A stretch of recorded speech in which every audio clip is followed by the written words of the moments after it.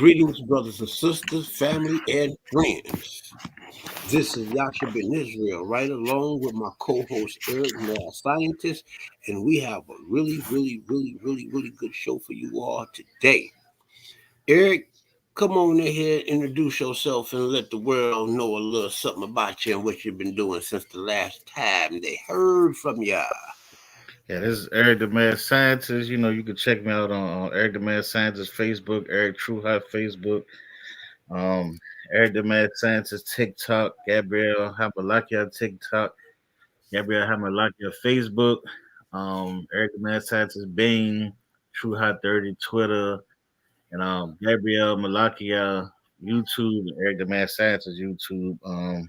So we just been busy trying to teach the people the truth while these other people out here, doing pseudo work. We doing real biblical history, science. So, check us out. Yes, sir. Yes, sir. So I'm going to sit back here and relax a little bit, flatten this camera so we can just really get it on in because it's really more about the information more so than looking at me, looking at this old man. So yeah, let's go on get on right to it. Go ahead with your spiel, E. All right, I'm sharing the screen right now. Let me know y'all can see it. It was up. Okay, yeah, I'm putting it on. I put it on. I put it on. What you call it? Mode. So it's about to pop up. Yeah, there. It's Okay, up there you now. go. All right, I put up some of these verses Want me to because make I it see big? people. Yeah, you can. I'm putting up some All of right. these verses. I'm putting up some of these verses because I seen people. They coming out here teaching, misrepresenting the scriptures, trying to teach that this mean this and this mean that. So I'm showing you what this stuff really means. All right. So let's get to it. This is one of the verses right here that a lot of people, including like atheists like Sadnetta and all of them, they try to use against us, saying that God made our people eat barley and done cakes and how God can make you eat this stuff. And I'm gonna show you what this really represented and what this really meant. All right, so let's get to these verses. And thou shalt eat as barley cakes, and thou shalt bake it with dung that cometh out of the man in their sight. And the Lord said, even thou shalt the children of Israel eat thy defiled bread, and among the Gentiles whither I will drive them. Then said I, O Lord God, behold, my soul have not been polluted, for for from my youth up until now have I eaten of which that dieth of itself, or is torn in pieces, neither came the abominable flesh into my mouth. So this is a person saying, God, why do I have to go through this when I've been doing the right thing, basically, right? So Mm-hmm. then he said unto me, lo, I have given thee cow dung for man's dung, and thou shalt prepare thy bread therewith. Moreover, he said unto me, Son of man, behold, I will break the staff of the bread in Jerusalem, and they shall eat bread by weight and with care, and they shall drink water by measure and with astonishment, that they may want bread and water and be astonished one another with one another and consume away their iniquity. So there's a reason why the Most High is doing this, and the reason why He's saying this. See, y'all get these atheists; they come out here and they speak these scriptures, but they never interpreted it. They never go through the whole history, the reason why. They never go to the past and the history of these verses to show why it's leading up to this and what is the meaning to it. Because everything the Most High does means something. Okay, so let's go to the next one.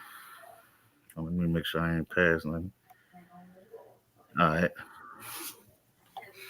And lay sheet against you and build for a fort against it and cast.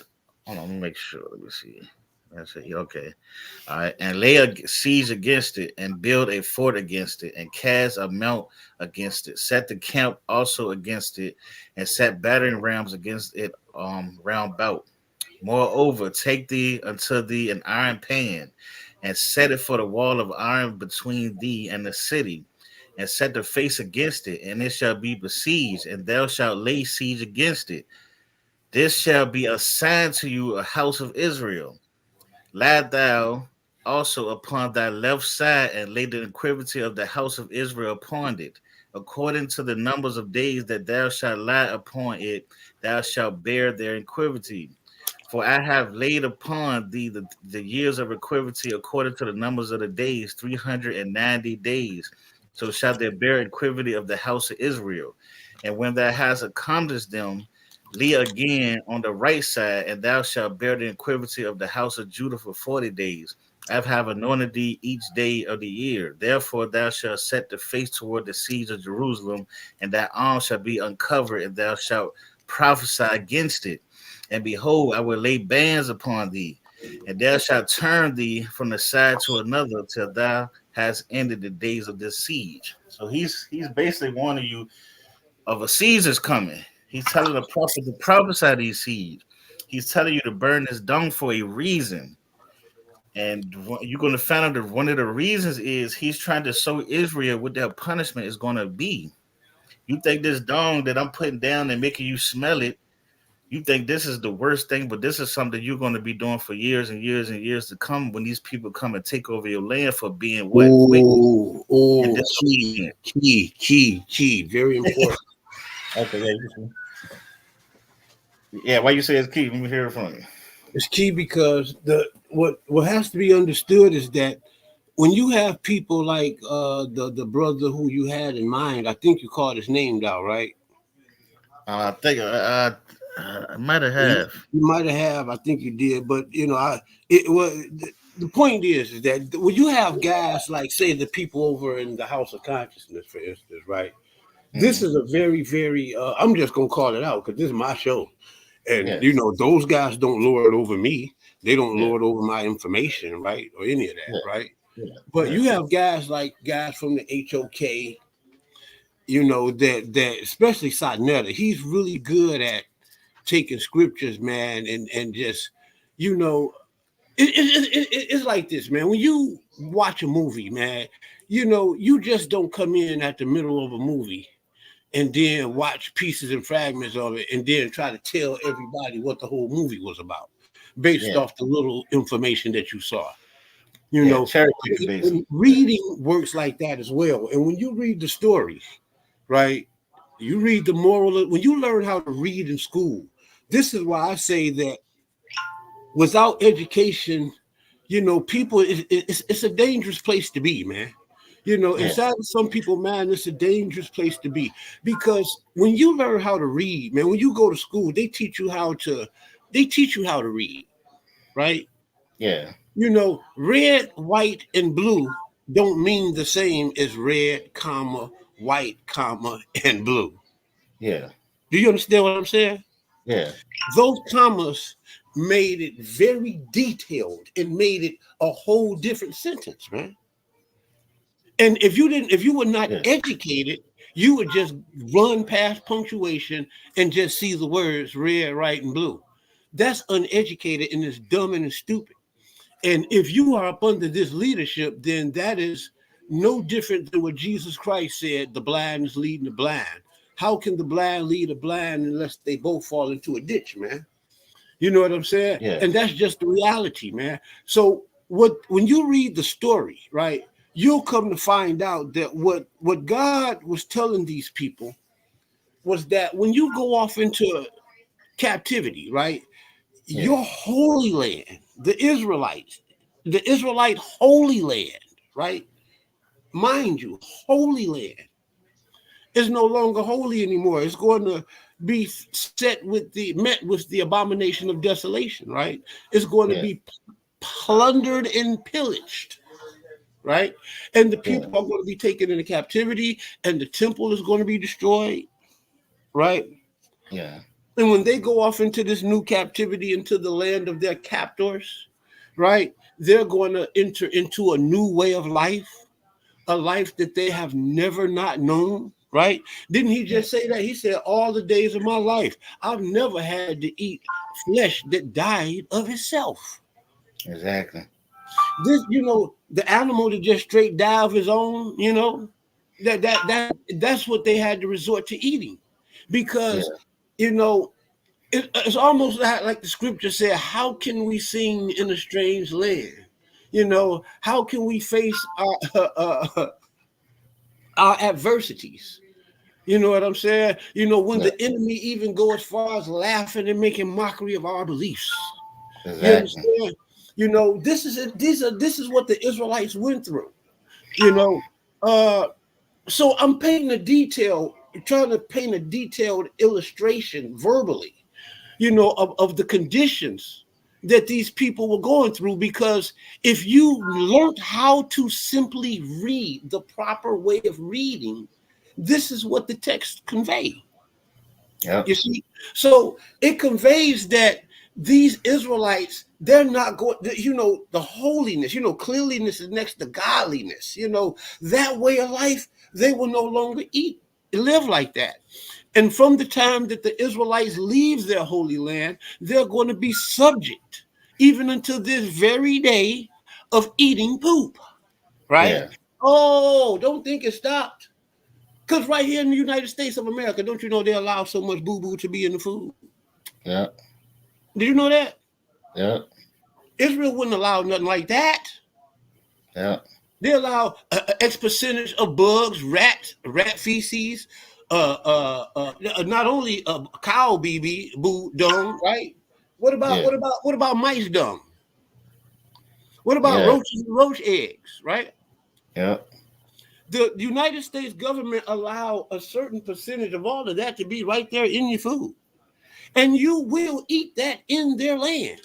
Because it's Yep. in your Kellogg's cereals, your Post cereals, it's in your Wonder Breads. I mean, it's in your breads, right? Didn't you talk about bread and stuff in there too? Yeah, it's in Yeah. your breads. So you can play atheistic and play dumb and play stupid and act as though God is not real and as though the scripture does not reflect reality. But if you was just to listen to the words of the anointed leaders and prophets, modern day prophets of God, like myself and Brother Eric, and let us demonstrate to you that the scriptures is very real, because we today are still eating this stuff. And the only people who make sure that they don't eat like this is the European Ashkenazi Jew. Yeah. Okay. And this is why he have his circle U and circle K on his food. Yep. I think it's a circle C too, if I'm not mistaken. It's like three alphabets and a triangle or something with an alphabet in it. Yeah. These And are codes that they know that if they are in a Gentile area and they had to survive, if this food don't have this in it, don't eat it. But you best believe that they don't want to eat that stuff anyway, because they eating the most natural food. They eating the food that they grew. They not eating the Gentiles. They not eating food that Gentiles eat, not the European ones. exactly. They see, when you go into a European Gentile, a Jew house, they may have spare spoons and plates in their homes, and the spoons and plate has Gentile labeled right on it, because you're not even qualified to even eat from the same spoons and forks as them. Yeah. You understand? So this is for the African American Israelite, because the European Jew, these scriptures, they just does not reflect their existence then, now, or even in the future, right? Yeah. These scriptures reflect the historical annals of the African American. And we are still, like I said in one of my old rap songs, the ghetto was the place where the Jews was forced to stay. And it appears we still here today, people. Yeah. I land my plane on that. But yeah, that's what it was. That's why I said that what you said was heavy when you talked about them leaving the land. Yeah. It's like you exited heaven and entered hell. Yeah. Remember the sentiments of our ancestors. Before I be a slave, I'd rather be buried in my grave. Yeah. And a lot of them early Africans, they meant that. They'd rather die than to go into slavery. Yeah. This is where the war with the Maroons and the rebellions came about, because those early Africans, didn't like it. Yeah. It took generations of the abuse and the misuse of power to condition these people. Plus, it was massive inbreeding. So the people came out retarded. This go back to the scripture Deuteronomy 28. Yeah. They talked about how these people have all types of go through all type of psychological disorders. You understand? So yeah, it reflects us, man. So what you were saying there about the land and how they was leaving, how they left up out of the land, it touched me. It made me go woo. It made me do the Ric Flair. Yeah.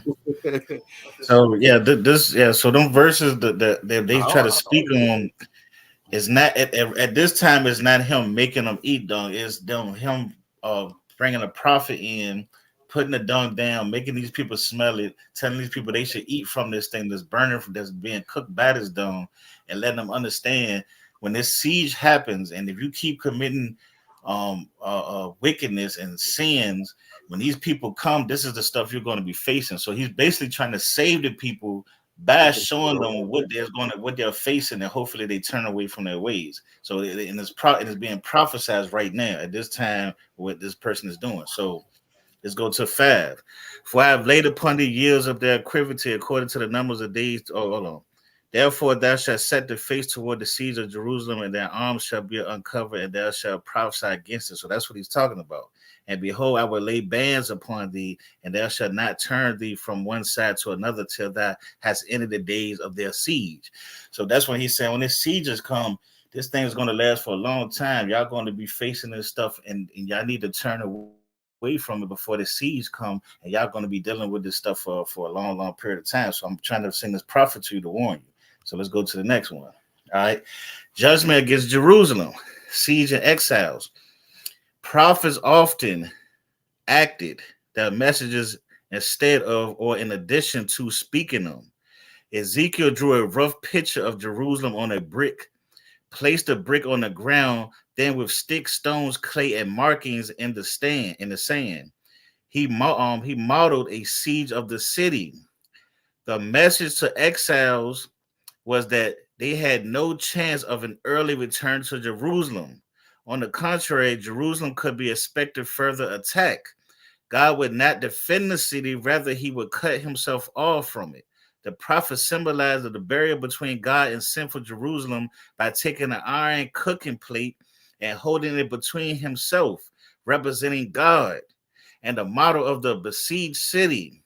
The prophet next acted parable lasted more than a year.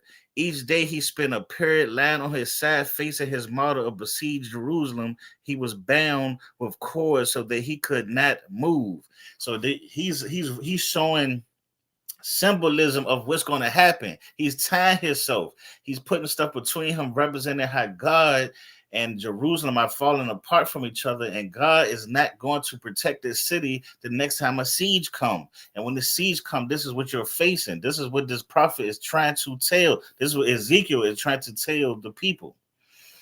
All right. So could not move to symbolize God's people, could not escape the judgment of their sins. So his representation of tying himself is showing that the people would not be able to get away from the sins, meaning they think they can hide their sins from the Most High, but no, they will be punished. However, his arms was left bare to demonstrate God's determination to fight against Jerusalem. The number of days he lay on his left side was for the number of years from the northern kingdom's breakaway from Jerusalem to the end of captivity. The number of days he lay on his right side was the number of years from the fall of Jerusalem to the end of captivity. In the third acted parable, Ezekiel ate a starvation diet each day to symbolize the scarcity of food and water in Jerusalem during the last great siege. He was told to cook the food on a fire of human dung. And this way, he would picture the uncleanness of the food that the people would be forced to eat, both during the siege and later during the foreign cities of which they would be scattered. When Ezekiel complained that it was unfair to ask him to use human dung to make the fire, God allowed him to use cow's dung instead. This was a fuel economy used by people in the most part of the world. Okay, so at first they wanted to use him. He wanted him to use human dung. He was representing the stuff that they was going to go through, the food they was going to eat, the starvation they was going to face. But he said, "Man, I think that's too harsh. Let us use at least cow dung." So he actually changed his mind from cow human dung to cow dung. Now, for people to say he ate, now people, when people use this scripture and say he ate, he made the people eat cow dung, that is a lie. They use cow dung as the fuel to cook food. This is what they're trying to say. And people around the world did this, and not Jerusalem, not Israelites. They didn't cook food with cow dung. So he's saying that these other nations, these heathen nations that's coming from other places, this is how they cook their food. This is the stuff they're doing in their nation. And like Yasha was saying, when these people come and siege you and take over, you're going to be living like they live. See what I'm saying? That's why we tell Israelites today, when you live in America under what you call captivity, you ain't going to be doing everything you think you want to do as an Israelite, because you under these people laws, you under these people rule, you under these people punishment. Okay. Dry animal dung was used for prehistoric times, including ancient Persia, ancient Egypt, and early modern England. And equatorial Ghana archaeological evidence has been found of the practical practice of biblical records indicate animal and human dung were used as fuel.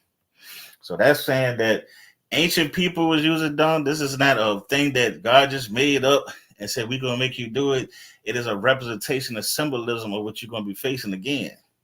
So stop listening to these people when they're trying to use these verses talking about God made you eat dung and all this stuff. There's a lie. Okay, it's a lie. All right.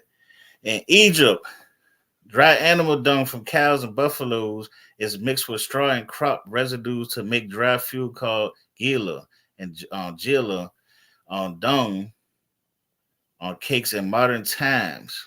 I don't know that word right there. In medieval times, ancient Egyptians used the dry animal dung as a source of fuel. Okay. Burning dung as food is done amongst billions to this day. Cow dung, kerosene, and petrol produce a large amount of smoke while burning, which pollutes the environment. Therefore, there are not eco-friendly or clean fuels. Key facts: around 2.3 billion people worldwide, around a third of the global population, cook using open fires. The efficient stoves fueled by kerosene, biomass, wood, animal dung, and crop waste, and coal, which generates harmful household air pollution. So this is not something good to do, but the people around the world has done it because of the tradition that they passed on for a long time.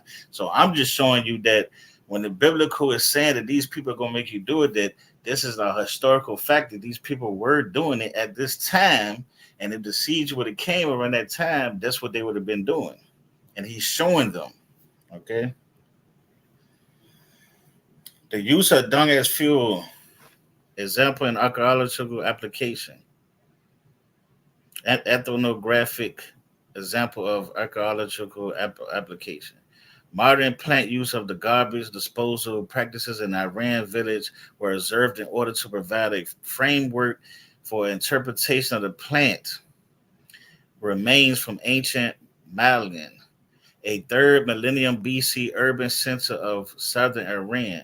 The ethno-archaeological model suggests that many carbonized seeds originate in the dung cake fuel by applying the proposition to the eco-botanical material for Malian.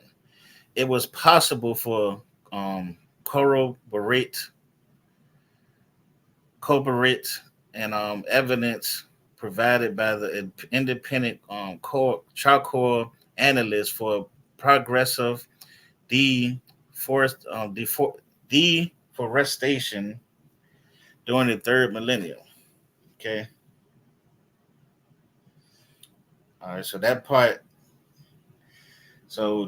we're showing that when people use Ezekiel and saying that it has anything to do with dung and has people that God made people eat dung, it's not true. This verse is showing that Ezekiel came as a prophet under God, tied himself, put something between him to show the separation between Jerusalem, the center of Jerusalem, and God, and how he was taking his power away from the city. He tied this up to show that the people could not get away from the center of God.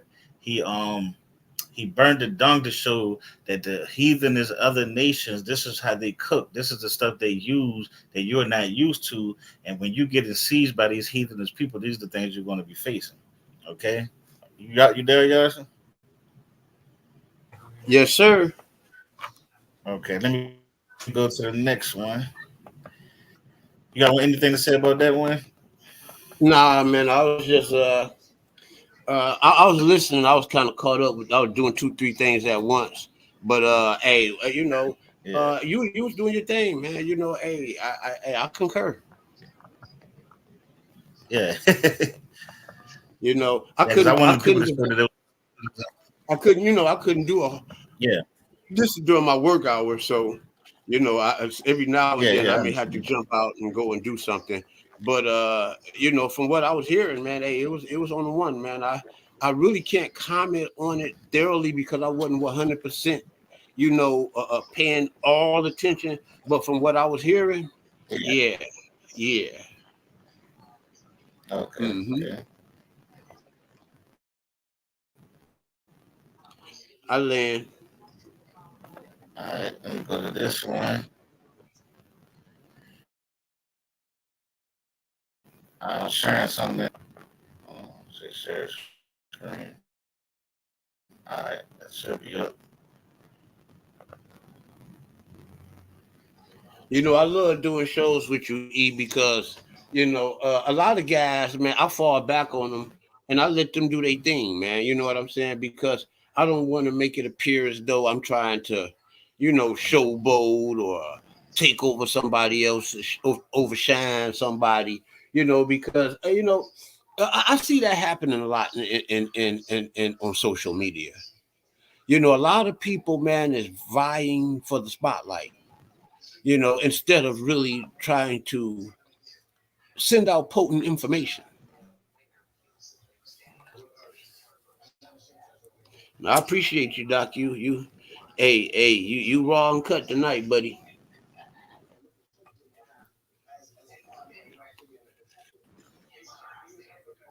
You still there?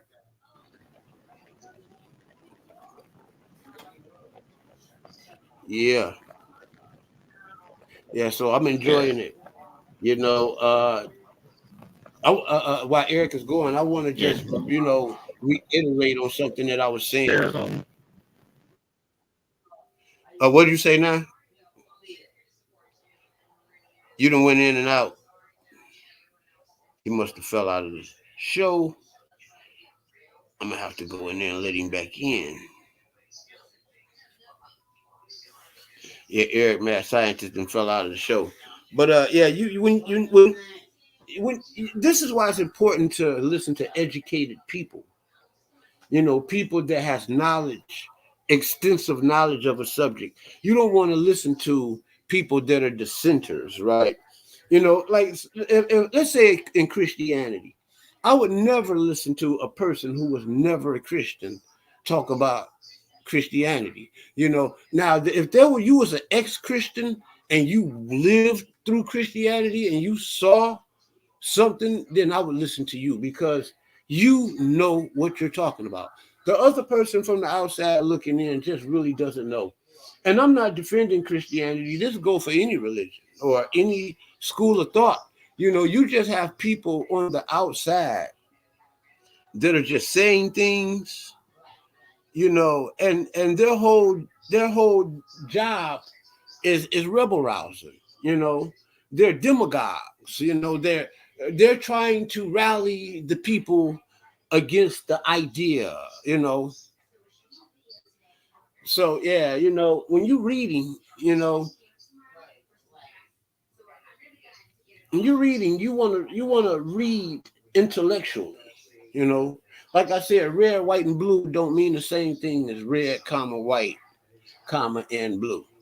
You know, nor does it mean the same as red, comma, white, and blue.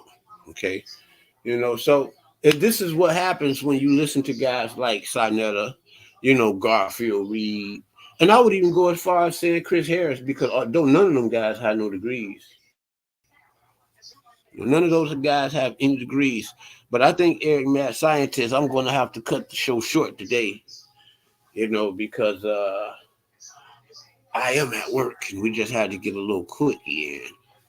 Hey, I love you all. Hey, subscribe to my Tadario Whitfield Facebook channel.